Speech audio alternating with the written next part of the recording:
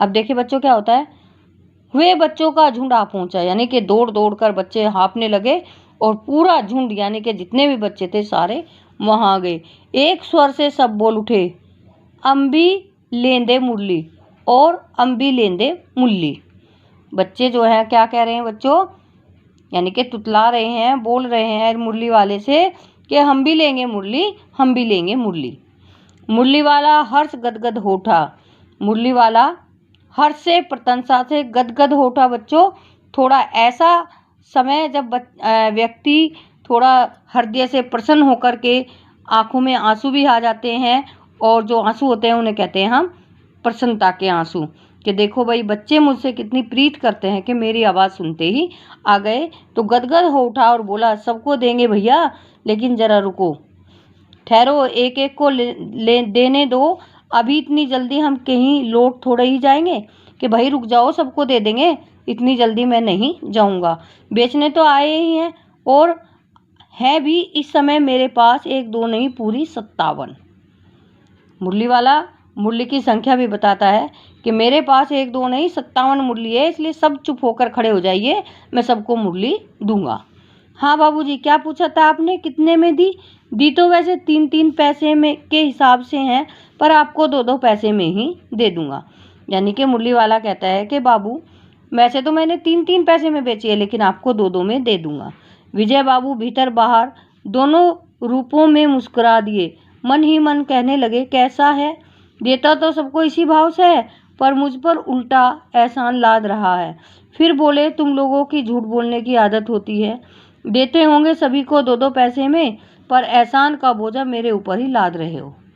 यानी कि विजय बाबू कहते हैं कि तुम सबको ही 2-2 पैसे में देते होंगे, लेकिन मुझ पर एहसान दिखा रहे हो कि मैंने सबको 3-3 में दी और तुम्हें 2-2 में दे दूंगा। मुरली वाला एकदम अप्रतिभ हो उठा, बोला, आपको क्या पता बाबूजी कि इनकी असली लागत क्या है? आश्चर्यचकित हो उठा अप्रतिभ। मुरली वाला विजय बाबू की बात को सुनकर के अप्रतिभ आश्चर्यचकित हो उठा और बोला, आपको क्या पता बाबूजी कि इनकी असली कीमत क्या है? यानी कि जो लागत लगाकर, जो पैसा लगाकर उसने बनाई है, तो उसके अनुसार तो 2 पैसे बहुत सस्ते हैं। यह तो ग्राहकों का दस्तूर होता है, नियम होता है कि दुकानदार चाहे हानि उठाकर चीज क्यों नहीं बेचे, पर ग्राहक यही समझते हैं दुकानदार मुझे लूट रहा है। आप भले काहे को विश्वास करेंगे, लेकिन सच पूछिए तो बाबूजी असली दाम 2 ही पैसा है। आप कहीं से 2 पैसे में ये मुरली नहीं पा सकते। मैंने तो पूरी 1000 बनवाई थी, तब मुझे इस भाव पड़ी हैं। मुरली वाला कहता है कि बाबूजी आप इस बात पर विश्वास नहीं करेंगे, लेकिन सच पूछे तो इनके दाम 2 ही पैसे हैं, और इस तरह की मुरली कहीं भी 2 पैसे में नहीं मिलेगी। मैं भी इसलिए बेच रहा हूँ क्योंकि मैंने तो पूरी 1000 मुरली बनवाई है। विजय बाबू बोले, अच्छा मुझे ज़्यादा वक्त नहीं, जल्दी से 2 निकाल दो। विजय बाबू कहते हैं कि मेरे पास ज़्यादा समय नहीं है, इसलिए 2 मुरली निकाल दो। 2 मुरलियाँ लेकर विजय बाबू फिर मकान के भीतर पहुंच गए। मुरली वाला देर तक उन बच्चों के झुंड में मुरलियाँ बेचता रहा। उसके पास कई रंग की मुरलियाँ थी। बच्चे जो रंग पसंद करते, मुरली वाला उसी रंग की मुरली निकाल देता। यह बड़ी अच्छी मुरली है, तुम यही ले लो बाबू। राजा बाबू तुम्हारे लायक तो बस यह है। हाँ भैया, तुमको वही देंगे, ये लो, तुमको कैसी वैसी न चाहिए। अब देखिए मुरली वाला क्या करता है, 2 मुरली विजय बाबू को दे देता है। वो लेकर अंदर चले जाते हैं, अपने बच्चों को देते होंगे या जैसे भी रखते होंगे। लेकिन उसके जाने के बाद मुरली वाला सभी बच्चों को मुरलियाँ बेचने लगता है। बच्चे जैसा रंग मांगते हैं उसी रंग की दे देता है, और किसी को कहता है कि तुम्हारे लिए तो ये बहुत अच्छी है, देखो कितनी सुंदर है। इस तरह से कहकर वो अपनी मुरलियाँ बेचने लगता है। चलिए बच्चों, अब आगे देखते हैं। नारंगी रंग की अच्छी वही ले लो। सब बच्चों को मुरली वाला मुरली देता है कि तुम यह ले लो, तुम्हारे लिए ये रंग अच्छा है, तुम्हारे लिए ये रंग अच्छा है, तुम नारंगी ले लो। अच्छा तुम ये ले लो, ले आए पैसे, अच्छा ये लो, तुम्हारे लिए मैंने पहले से ही यह निकाल रखी थी। यानी कि मुरली वाला बच्चों को बहलाता है और कहता है कि चलो तुम नारंगी ले लो। अच्छा तुम पैसे ले आए, तो मैंने तो तुम्हारे लिए पहले से ही ये वाला रंग निकाल रखा था, तुम्हारे लिए बहुत अच्छी है, ये ले लो। तुमको पैसे नहीं मिले? तुमने अम्मा से ठीक तरह से मांगे न होंगे। धोती पकड़कर पैरों में लिपटकर अम्मा से पैसे मांगे जाते हैं। बाबू, हाँ, फिर जाओ, अब की बार मिल जाएंगे। दुअन्नी है तो क्या हुआ, ये तो पैसे वापस लो। ठीक हो गया ना हिसाब, मिल गए पैसे। देखो, मैंने तरकीब बताई। अच्छा, अब तो किसी को नहीं लेना है, सब ले चुके। तुम्हारी माँ के पास पैसे नहीं है। अच्छा, तुम भी ले लो। अच्छा, तो अब मैं चलता हूँ। इस तरह मुरली वाला फिर आगे बढ़ गया। बच्चों देखो कितना अच्छा है मुरली वाला, बेचारा सबको मुरली देता है। इसके बाद जो बच्चे पैसे लेकर नहीं आए और वापस आकर कहते हैं कि मम्मी ने पैसे नहीं दिए, उन्हें एक तरकीब भी बताता है कि तुम अच्छे से मम्मी से मांगो और जब मम्मी ना दे तो धोती से लिपट जाओ कि नहीं, हमें तो मुरलियाँ लेनी है। उसके बाद सबको मुरली देता है। पैसे लेकर आते हैं जो बच्चे, उनका हिसाब करता है कि देखो तुम लोगों का हिसाब ठीक हो गया। इसके बाद जो नहीं लाया है बच्चा, उसको भी मुरली देता है और आगे बढ़ जाता है। अब आगे देखो बच्चों क्या होता है। आज अपने मकान में बैठी हुई रोहिणी मुरली वाले को की सारी बातें सुनती रही। अपने मकान के अंदर रोहिणी बैठी थी और जब मुरली वाला ये सारी मुरली बेच रहा था, उसकी सारी बातें सुनती रही। आज भी उसने अनुभव किया, बच्चों के साथ इतने प्यार से बातें करने वाला फेरी वाला पहले कभी नहीं आया। अनुभव किया यानी कि उसे इस बात का एहसास हुआ कि इस तरह से जो खिलौने बेचने वाला व्यक्ति है, मुरली वाला है, इतने प्यार से बच्चों के साथ बात करने वाला तो कोई भी नहीं आया है।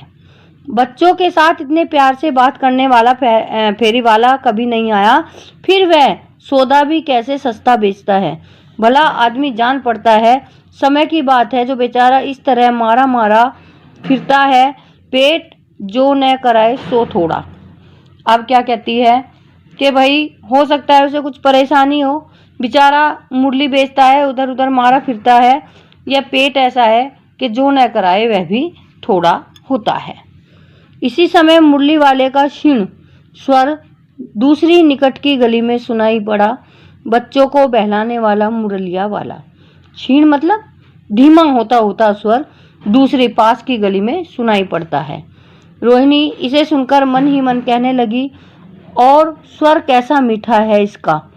बहुत दिनों तक रोहिणी को मुरली वाले का वह मीठा स्वर और उसके बच्चों के प्रति वे स्नेहसिक्त बातें याद आती रही। महीने के महीने आए और फिर चले गए, फिर मुरली वाला न आया। धीरे धीरे उसकी स्मृति भी क्षीण हो गई।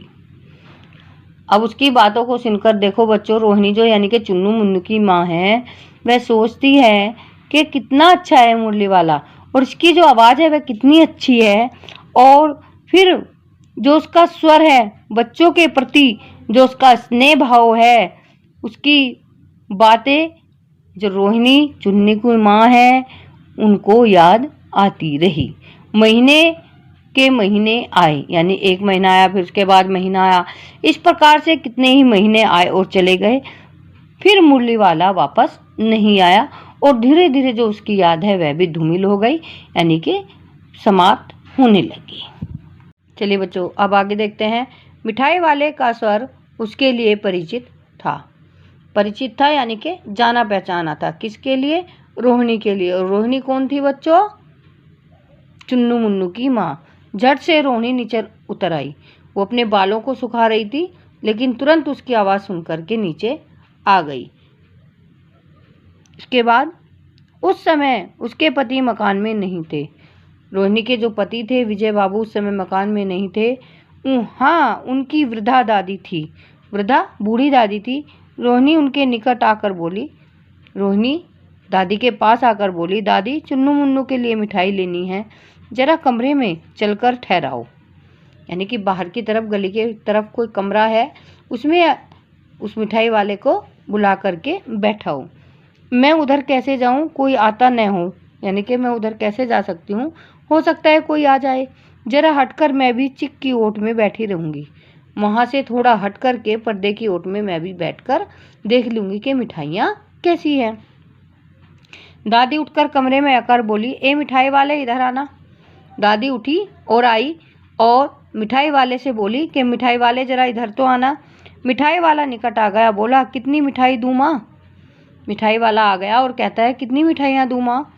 ये नए तरह की मिठाइयाँ हैं, रंग बिरंगी, कुछ कुछ खट्टी, कुछ कुछ मीठी, जायकेदार, बड़ी देर तक मुंह में टिकती हैं, जल्दी नहीं घुलती, बच्चे बड़े चाव से चूसते हैं। इन गुणों के सिवा ये खांसी भी दूर करती है। कितनी दूँ?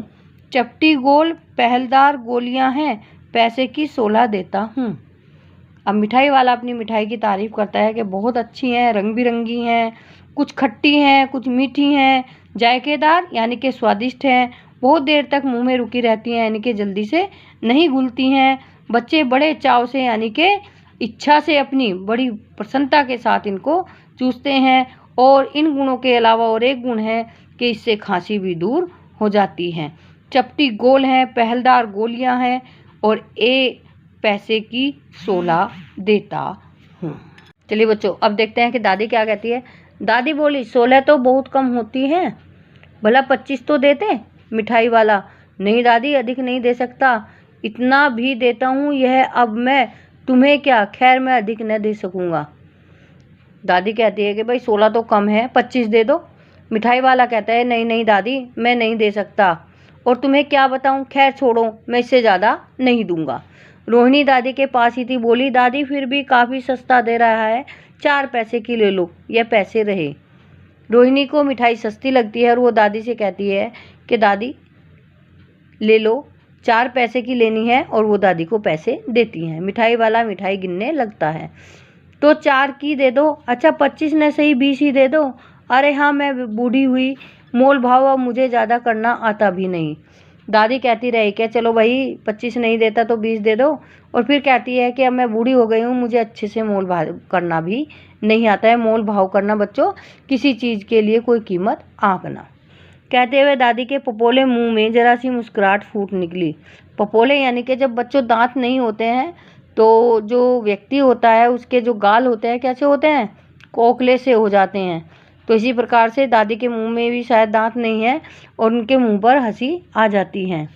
रोहिणी ने दादी से कहा, दादी इससे पूछो तुम इस शहर में और कभी भी आए थे या पहली बार आए हो? यहाँ के निवासी तो तुम हो नहीं। अपने आप नहीं पूछती हैं, पर्दे की ओर से दादी से पूछवा लेती हैं कि पहले भी क्या तुम यहाँ पर कुछ बेचने आए हो? दादी ने इस कथन को दोहराने की चेष्टा की ही थी। कथन को यानी कि जो रोहिणी ने कहा था उस बात को दोहराने के लिए प्रयास किया ही था कि मिठाई वाले ने उत्तर दिया, पहली बार नहीं, और भी कई बार आ चुका हूँ। मिठाई वाले ने बता दिया कि मैं पहली बार नहीं आया हूँ, मैं तो कई बार यहाँ पर आ गया हूँ। इसके बाद देखिए बच्चों क्या होता है। रोहिणी चिक्की आड़ में से ही बोली, पहले यही मिठाई तो बेचते हुए आए थे या और कोई चीज़ लेकर? कहती है कि पहले भी मिठाई लेकर आए थे या कुछ और लेकर? मिठाई वाला हर संशय और उसमें आदि भावों में डूबकर बोला, इससे पहले मुरली लेकर आया था और उससे पहले भी खिलौने लेकर। हर्ष से, खुशी से, संशय से यानी कि थोड़ा संकोच से और आश्चर्य के भाव में डूबकर बोला कि मैं पहले मुरली और उससे पहले मैं खिलौने लेकर यहाँ पर आया था। रोहिणी का अनुमान ठीक निकला, यानी कि जो रोहिणी सोच रही थी वह बिल्कुल सही था। यह व्यक्ति वही था जो पहले खिलौने और फिर बाद में मुरली लेकर आया था। अब तो वह उससे और भी कुछ बातें पूछने के लिए अस्थिर उठी, यानी कि उसके मन में और उसके बारे में जानने की जिज्ञासा उत्पन्न हो गई। वह बोली, इन व्यवसायों में भला तुम्हें क्या मिलता होगा? यानी कि जो तुम छोटे छोटे व्यापार करते हो, मुरली बेचते हो, खिलौने बेचते हो, इससे तुम्हें क्या मिलता होगा? वह बोला, मिलता भला क्या है, यही खाने भर को मिल जाता है, कभी नहीं भी मिलता है, पर हाँ संतोष, धीरज और कभी कभी असीम सुख जरूर मिलता है, और यही चाहता भी हूँ। मुरली वाला कहता है कि कभी मिल भी जाता है और कभी नहीं मिलता है, और जो मिलता है वह खाने के लिए बहुत होता है, परंतु इसमें मुझे बहुत ही संतोष है, धैर्य और असीम यानी बहुत अधिक सुख की प्राप्ति होती है, और यही मैं चाहता हूँ। बच्चों, मुरली वाले का भाव छुपा हुआ है कि ये जो सब चीज़ें मैं बेचता हूँ बच्चों को, वे केवल पैसा कमाने के लिए नहीं, बल्कि अपने असीम अपने मन की सुख और शांति के लिए बेचता हूँ। सो कैसे, वह भी बताओ। अब व्यर्थ उन बातों की चर्चा क्यों करूं, उन्हें आप जाने ही दो। उन बातों को सुनकर आपको दुखी होगा। जब इतना बताया है तब और भी बता दो। मैं बहुत उत्सुक हूँ, तुम्हारा हर्जा न होगा, मिठाई में और भी ले लूँगी। यानी कि रोहिणी पूछती है कि आगे भी बता दो कि तुम्हें कैसे ऐसा सुख मिलता है। तो मिठाई वाला कहता है कि अब व्यर्थ की बातों की, यानी कि जो बेकार की बात है, अब मैं उस पर कोई बात नहीं करना चाहता, उन्हें आप जाने दो। यदि मैं तुम्हें बताऊंगा तो तुम्हें और ज़्यादा दुख होगा। तब रोहिणी कहती है कि जब तुमने इतना बता दिया है तो आगे भी बता दो, मैं तुम्हारी सारी बात जानने के लिए बहुत उत्सुक हूँ। यानी कि मेरे अंदर जो प्रश्न उठ रहे हैं मैं उन्हें जानने के लिए बहुत उत्सुक हूँ। तुम्हारा हर्जा न होगा। हर्जा बच्चों नुकसान नहीं होगा, मैं तुम्हारी और भी मिठाई ले लूँगी। रोहिणी के कहने का मतलब है कि तुम जो समय मेरे यहाँ बैठकर बातों में बिताओगे, इससे तुम्हारी मैं हानि नहीं होने दूंगी, बल्कि और मिठाइयाँ खरीद लूँगी। चलिए बच्चों, अब आगे क्या होता है। अतिशय गंभीरता के साथ मिठाई वाले ने कहा, मैं भी अपने नगर का एक प्रतिष्ठित व्यक्ति था।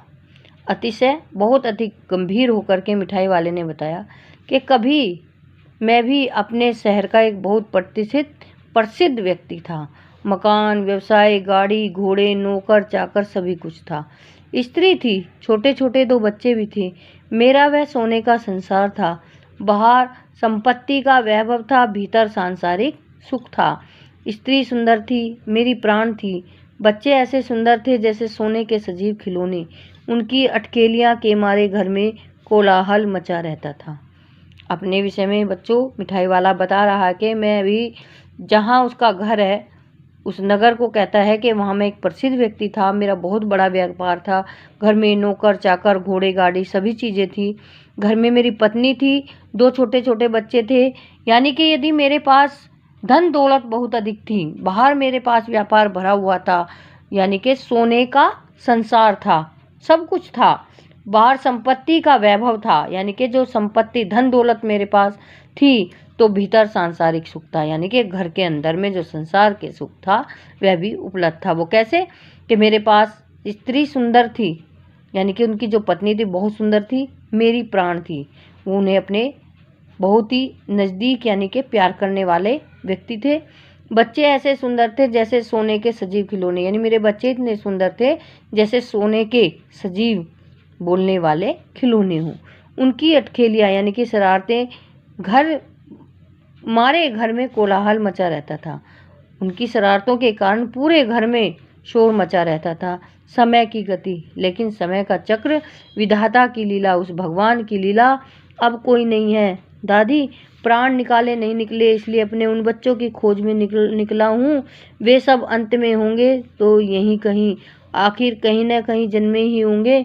उस तरह रहता, घुल मिल कर मरता, इस तरह सुख संतोष के साथ मरूंगा। इस तरह के जीवन में कभी कभी अपने इन बच्चों की एक झलक सी मिल जाती है। ऐसा जान पड़ता है जैसे वे इन्हीं में उछल कर हंस खेल रहे हैं। पैसे की कमी थोड़े ही है, आपकी दया से पैसे तो काफ़ी हैं, जो नहीं है इस तरह उसी को पा जाता हूँ। देखो बच्चों, कितनी दुखद घटना बताई है मिठाई वाले ने कि सब कुछ था, लेकिन आज उनके जो बच्चे और पत्नी है संसार में नहीं है। वो कैसे गए ये उसमें नहीं बताया गया है कि उन्हीं बच्चों को खोजने के लिए मैं निकला हूँ। मेरे पास पैसे की कोई कमी नहीं है। मैं बस ये जो छोटी छोटी चीज़ें बेचता हूँ वो इसलिए कि इन्हीं बच्चों में मुझे अपने बच्चों का रूप नज़र आता है कि यदि वो इस संसार में से चले गए हैं तो यहीं कहीं न कहीं फिर उन्होंने जन्म लिया होगा।